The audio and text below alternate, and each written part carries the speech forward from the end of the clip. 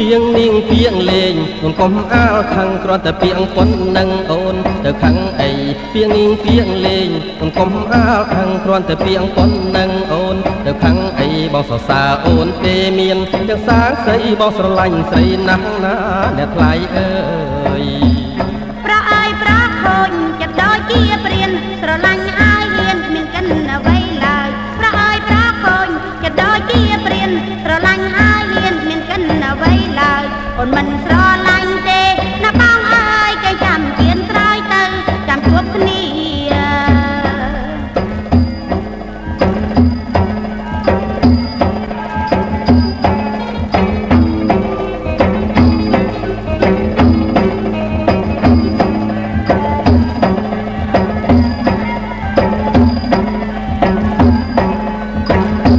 ឆោមអើយឆោមឆាតអូនកើតលើអត់